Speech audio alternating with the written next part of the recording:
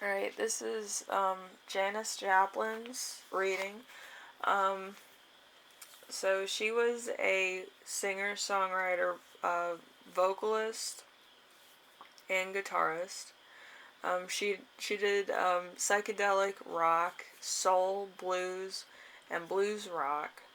She was associated with acts like Big Brother and the Holding Company, Kozik Blue Bands, Full Tented Boogie Bands, The Grateful Dead, and Chris Colfison band. So, a lot of stuff. Um,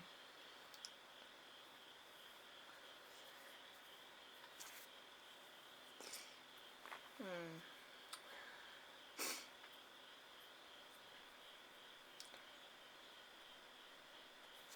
She was in a lot of things. Holy smokes. So look at her discography with these bands. There's also Cheap Thrills, live at Winterland, live at the Carousel Ballroom, and Woodstock experience. So, she doesn't really have too many cards, so I'm gonna indulge in some charms for right now. She had talent, so there's the talent one. And this bead. She had, a couple things she didn't like about herself. She had two. I think a lot of celebrities have about two. And then she had talent. And then she had, she was wise. There's the pearl of wisdom. She was a performer, so you have a perfume. Um, you have the single red rose, so she was a loved performer. She had a friend that would cheer her on or cheer her up.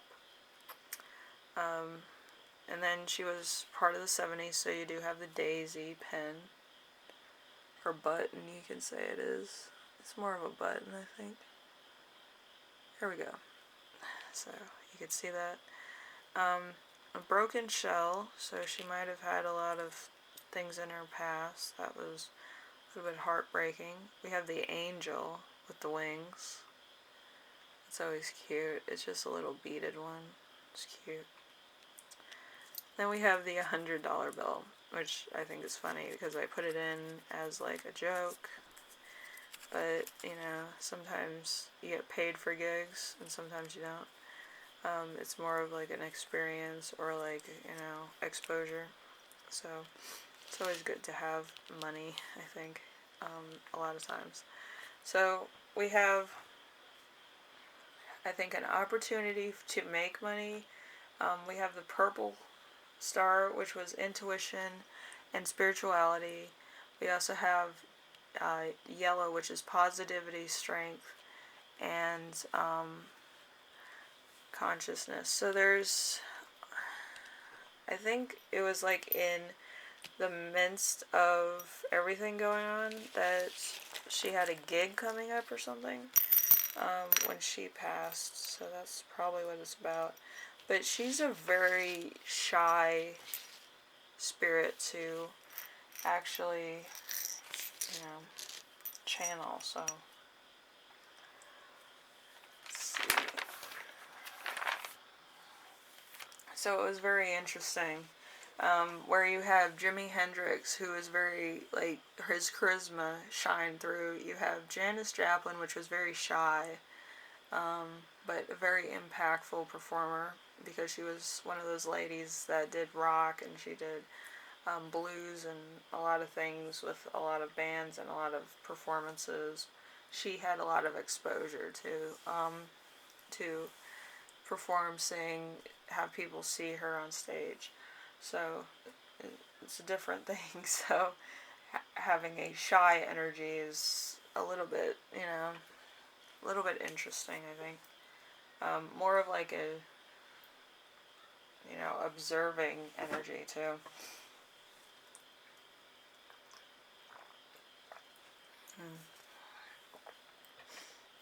But it's not a bad energy, it's just a very curious energy. So we have the Queen of Pentacles in reverse. A very fair woman, false front, underdeveloped ego, need to impress, evil and suspicious, vicious, irresponsibility. So that could be what it is, where there's kind of like a, should I step forward? Should I do this? Should I stand back and observe? And then we have the root connection. So, the root is usually has to do with foundation, how you see yourself. Usually people that don't have a strong root chakra or are kind of pushed aside with other people that are more confident, or they have more of a presence about them. People that have like a wonky one are kind of, they're easily like impressionable. So having the root chakra here is interesting. So new life, speech, a doorway. So there was an opportunity to actually like build onto her chakra, or to actually embrace her chakra where she was more grounded as a performer, or as like a person, could also be that. So we have the Angel of Death. The Angel of Death is an apple, a ocean, or a skull. So in death she might have been like more of a, shy spirit, or more of a stand backish spirit, which, her energy kind of is. She was more in your face, and then she's kind of taken a step back where she's kind of curious. So we have the Death card, which is an ending that will bring grief and a sense of loss, that will also contain the seeds of new life, and take transformation as a possibility. So maybe, like, when you pass and you actually make it to, like, the next level of your Kaitu or Ryu, you actually get a new life purpose. So if she was shifting from a very childish energy, it would have been a 1, I think it was a 1-7. Like 1-7 is the first house and the 7th house, or it could have been the 12th and the 6th house. But it has to be one where like the drive is very low. And then it would fall back to a 11-2, or it would fall into a I believe a 2-8, which would be more into like ego, greed, going for it, taking a risk, doing stuff like that in order to make your presence known to people. Then we have the Ten of Cups. The Ten of Cups is happy home. She could be in her next life or this life, or then we have Strength in reverse. Inability due to weakness of body and soul. Sickness, drive, empirical knowledge of at the expense of others, indifference to others' thoughts and feelings. So there might be a little bit of immaturity with how she reacts to other people, because maybe she kind of pushes herself forward, but through the resistance of other people, kind of like a rebellious energy. So subordinate, raging at will, all that is evil, bondage, failure, inability to obtain a goal, dependence, to the point of ruin, violence, destruction, things that go bump in the night, bad temper with no humor unless malicious, unprecedented, strange experiences, temptation, and controversies. So she could have been striving forward due to a lot of people saying, no, you can't do that, you can't do this, women don't do that because of tradition or the fact of a line being drawn where if she did this, she'd be either kicked out of her family's house or something else would happen. Or she didn't see her privilege as a privilege. So, it's kind of that kind of thing where you're like raging against the machine. So, whatever the case. Then we have the Three of Cups in reverse, which is burning out on pleasure, excess in recreation, and an ability to find new divisions. Loss of respect, delay,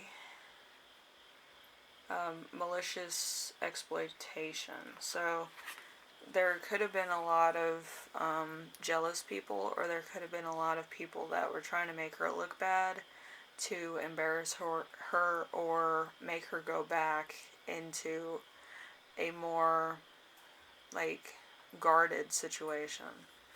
Then we have the Ace of Pentacles, paradise, perfection, contentment, money, the body and soul gaining wealth, items of beauty and value. So, probably having a legacy when she passed, or having something that she felt was valuable enough to risk it, was something that she wanted more than anything. Because, there was a lot of stuff going on around, like, the 70s about, like, women's rights, 60s and 70s about women's rights. So, it's, like, big when you just kind of strive forward out of a traditional upbringing or thing like that, so it's really big. And then we have one message from the astrology section. There's boundaries and limiting powers are actually enhanced, often bringing outdated lessons and reality checks. As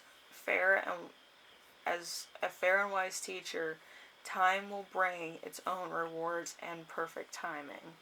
So, with Janis Joplin, I think, she made an influence, she made her own way, she made her own path, and actually strived forward at any rate. She wanted to do this, this, and this, and she achieved this, this, and this. She wanted to be influential. Anybody who wanted to become a singer, she wanted to kind of be that inspiration behind doing that, but she had to strive forward through a rebellious nature, through if I'm the only one, I'm going to be the only one kind of mentality. So that's really big. It's pulling oneself out of a traditional upbringing or a traditional mindset of society and actually bringing the world something that they can use, and bringing women into something where they could strive for and be, and they could follow their dreams. If, it's music or whatever the case, always strive forward for what you want. Anyway, this was the Janis Joplin one, a little bit shorter than the rest of them. Her energy was very, shy, a little bit to the point also, so very choosy about what she wanted and how she wanted it. But I feel like that's part of her personality and what makes her a great, person and performer. Some performers, they kind of allow other people to take creative liberties with their music and stuff, which is not fair. But yeah, with her, she kind of wanted everything like deliberately. I want it this way, this way, this way, and this way, and that's how she did it. If she wanted to achieve something, she did it. If she wanted to be part of something, she went for it. She never thought twice about it, I don't think. If she wanted to do it, she wanted to do it. So, anyway, and in closing, if you want to look up Janis Joplin, there's a lot about her. She was like a very, very sunny energy. She wanted to be a part of something big as far as women's rights were concerned, and having her as a rock star or, in the public eye really, pushed forward as like rock and stuff. Because I don't think too many women were in rock music at the time, so she was like, a pioneer in that respect.